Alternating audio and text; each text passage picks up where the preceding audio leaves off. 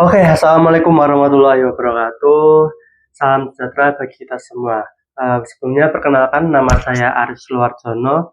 Saya dari Prodi Pengembangan Masyarakat Islam di Universitas Islam Negeri Salatiga. Oke, pada kesempatan kali ini kita tidak akan membahas sebuah berita.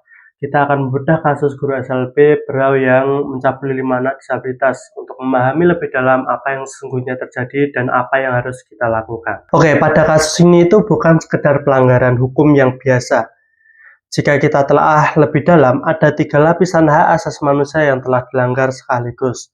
Pada lapisan pertama itu adalah mengenai hak atas keamanan dan integritas tubuh. Ini adalah hak paling dasar yang dimiliki oleh setiap manusia. Setiap anak tanpa terkecuali berhak untuk bebas dari segala bentuk kekerasan seksual.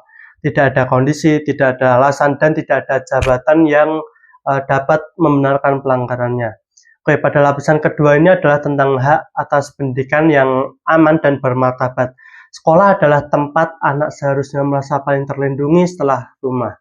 Ketika justru gurunya sendiri yang menjadi pelaku, bukan hanya tubuh anak yang terluka, namun kepercayaan dan rasa aman mereka terhadap dunia pendidikan pun ikut hancur. Oke, pada lapisan ketiga ini adalah mengenai hak perlindungan khusus bagi penyandang disabilitas.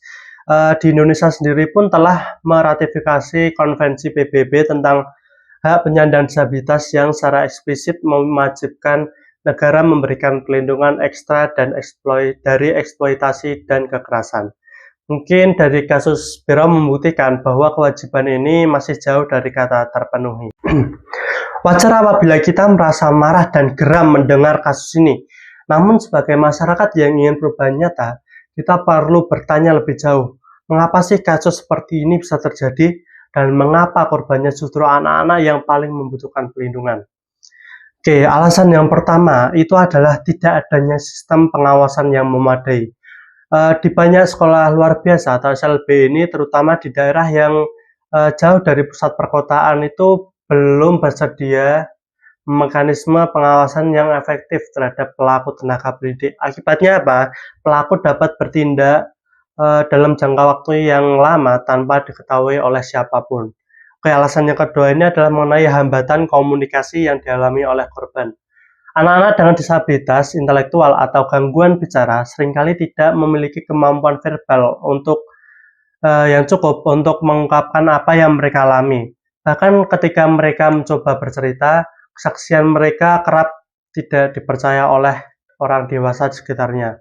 Sebuah ironi yang menyakitkan. Yang ketiga itu adalah mengenai kesimpangan relasi kuasa yang sangat tidak seimbang.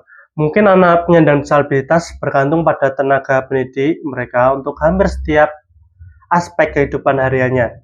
Posisi ini menempatkan mereka dalam kondisi yang sangat rentan, dan pelaku yang memahami hal itu dengan sengaja memanfaatkannya.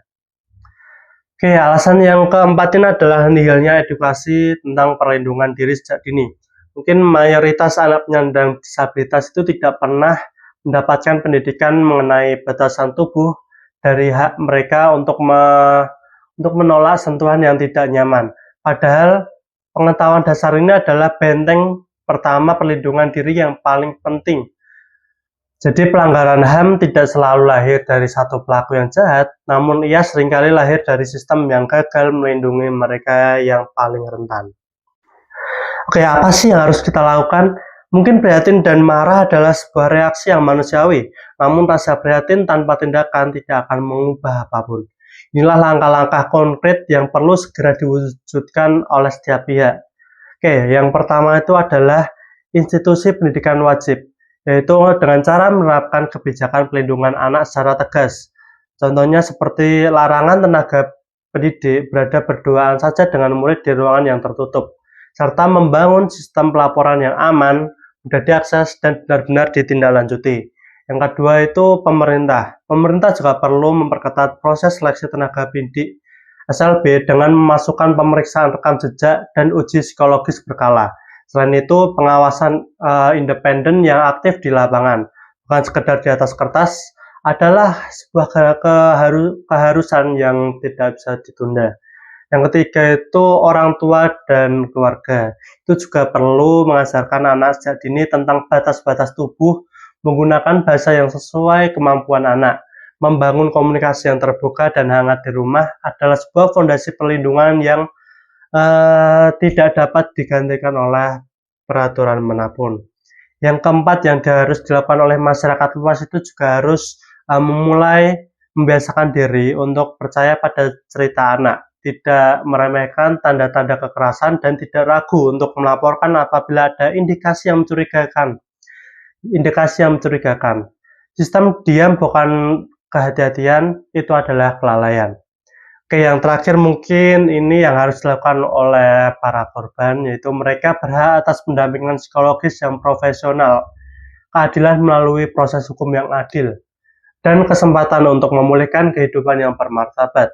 Pemulihan korban bukan sekadar pelengkap, ini adalah inti dari keadilan itu sendiri. Terima kasih.